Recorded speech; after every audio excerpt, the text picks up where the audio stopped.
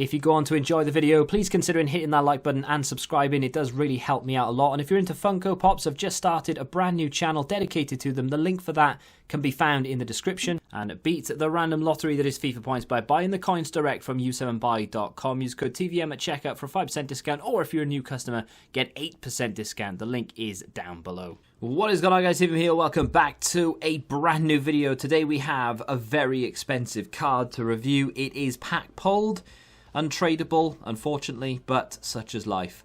On PC, which is this platform that we're on right now, 1.1 million this card costs. Crazy. On console, he's around 900k. You know, Xbox can vary because the market on that platform is just up and down. A lot of dislikes on Footbin. This card, 6,000 dislikes compared to 1,500 likes. The reason for that, of course, is because people just don't want to play against it. I would say the beautiful thing, but I don't know if it is, that I suppose the silver lining, if you will, is that he costs so much that the average player won't spend that money on a left back. And that's kind of where the whole discussion of this card being worth it or not comes into play. We'll talk about that after we go through some of the stats and such. So 5-star, 5-star. I mean, it's what you want on every player, right? High work rates for a fullback. It's fantastic. He has a unique body type, 5'11", left-footed. We all know about Mendy. We all know that the 83 is overpowered. It's still, to this day, used in nearly every team I play in. We've got a bit of a running meme. I'm sure everyone does. When we go into co-op games in Rivals, we will go, oh look, Varane, oh look, Mendy, and Neymar has become one of those players that everyone seems to have these days as well.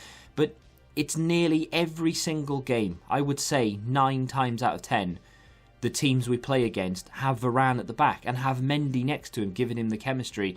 So he is one of the most overused players in FIFA. Now that he has this card, this is endgame, right? Because that 83 is still being used even now, we're nearly in April, this card is definitely 100% endgame. Even though his stats on paper are going to be eclipsed by a lot of Team of the Season cards. I would imagine every single left back that comes out for Team of the Season will be better on paper than this Mendy in terms of stats. Mid-90s for pace, mid-80s for dribbling, mid-80s for the most part for defending, mid-80s for physical, although 92 stamina is fantastic, very good short passing, decent vision, good crossing, can't shoot for love nor money, although we do score maybe 2 goals with him in this team, and very good attack position, actually, 88.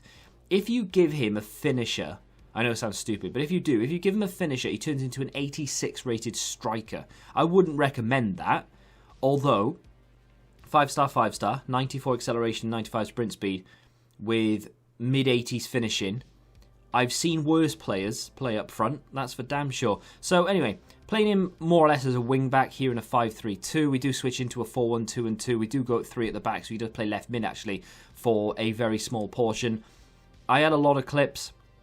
I played 2 lots of reviews with him, essentially. So, reviewed him in a set of games, and then went to review more players, and ended up reviewing him again, essentially. Because, I mean, I didn't record that, but you know, I have a very good understanding of what this card is good at, what he's bad at. Not that there's a lot of that.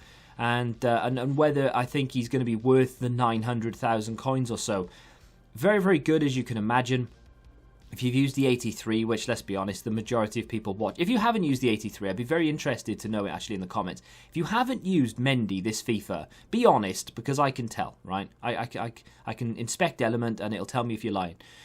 Tell me whether you've used him or not. If you haven't used him, how? How have you gone through this FIFA without using Mendy? I've used him a lot because he was, he's pack pulled, and I pack pulled Varane, and it just sort of made sense at the time. It wasn't too overpowered at the time, well, maybe not too overpowered. It wasn't too common at the time to use Mendy and Varane. People were still trying to save for them. I packed them quite early. I've not used them in a long time because it's just boring for me personally. But if you still use him, you know, fair enough, not judging. This card, however, is going to be one of those that if you can afford it or you pack it untradeable, you'll 100% use it, and I won't really have a problem with it either, because it's so expensive that you have to make a conscious decision whether you think spending 900,000 coins on a defender, essentially, is going to be worth it. He can do a little bit of everything.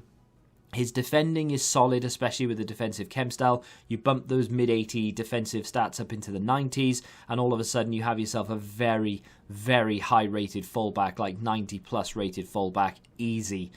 But the more important thing about this is he still holds his overpoweredness, if you will. Still manages to win most 50-50 challenges. Positioning is very good. His running is very good. He's very good on the ball in terms of his dribbling. Passing is on point. There isn't really anything negative to speak of. I mean, you can argue the price, obviously, but in terms of actual stats, there isn't anything really to pick on. Like, he's an 88 rated card.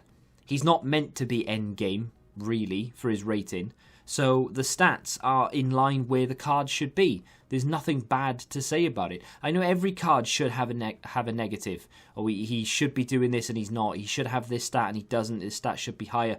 But in all honesty, there isn't really anything. Like, if this was a 96 rated card with the exact same in-game stats, A, it wouldn't make any sense. But B, then I would be complaining, because a 96 rated defender should have better composure and ball control and all the rest of it. But because it's 88 rated, it is on par and in line, there we go, with what it should be.